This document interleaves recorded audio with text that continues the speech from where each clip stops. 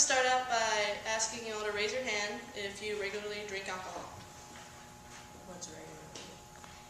Go ahead and raise your hand. Alright. If you regularly drink soda. I know more than that drink soda. Alright. Well, regularly eat fast food or other kinds of junk food.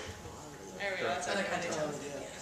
Alright, well, I'm sure you all know that all these behaviors are horrible for you. You know that alcohol causes brain damage, causes liver damage. You know that soda, it corrodes your teeth, it's bad for your kidneys, and you know that fast food clogs your arteries and is bad for your heart. So since you all have shown that you are completely irresponsible, can't make your own decisions, I propose that we put a 30 to 40% tax on soda, alcohol, and fast food. Yeah, you love that, don't you?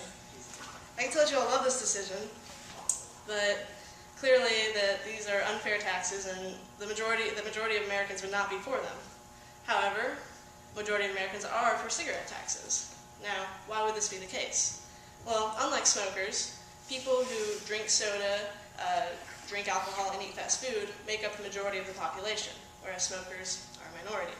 And it's always easier to tax somebody else, especially an unpopular minority like smokers. So, even though only about 1 in 5 adults smoke according to the Centers for Disease Control, almost 1 in 3 adults who are under the poverty line smoke.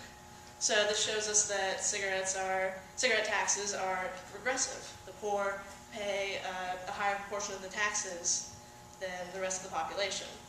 In fact, studies show that as someone's income increases, the likelihood that they smoke decreases. And usually a counter-argument to that is, well, since the poor are on such a strained budget, that they are more likely to quit if cigarette taxes rise. Well, if the knowledge that a product is going to give you lung cancer and kill you does not keep you from smoking cigarettes, what's another dollar per pack really going to do except strain the family budget? So, not only that, the argument that these poor people don't know what's good for them and they should quit anyway, so we should just tax them and try and get them to quit. It's a little bit self-righteous. It's condescending. Who here does not have a bad habit? I mean, do you want your bad habit taxed? Now, you're probably wondering where I'm getting the whole 30 to 40% tax thing from. The cost of a pack of the cigarette tax in Kentucky, including federal taxes, is $1.61. Now, the average cost of a pack of cigarettes nationwide is $5.33. That works out to about 30% of the price of a pack of cigarettes in Kentucky, to 30%. Now, nationwide, the average cigarette tax is $2.19. And so that works out to where the average taxes make up the 40% of the cost of a pack of cigarettes nationwide. What happens with these high prices is that people are going to go elsewhere to buy their cigarettes. Kentucky borders 7 different states, and chances are you live pretty close to a border. So if cigarette taxes get high enough, people are just going to drive across to Tennessee or to Missouri or wherever to buy their cigarettes. And so it hurts state businesses. Now, even if you live in a northern state where pretty much everyone around you has a high cigarette tax, well, then you have a black market boom.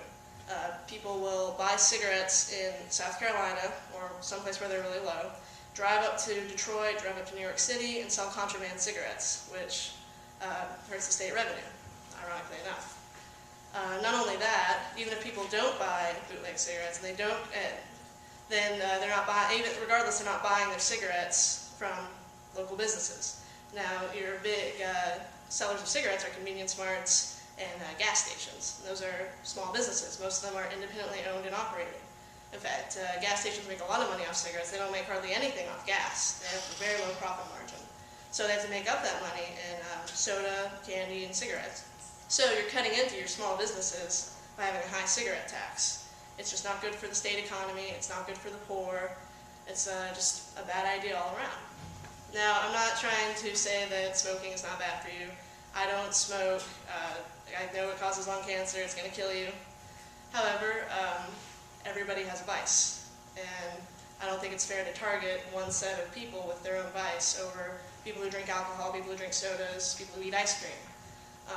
If we agree with the logic that cigarette taxes are okay, then we agree with the logic that all sin taxes are okay. And if we don't stop it here, it's going to continue.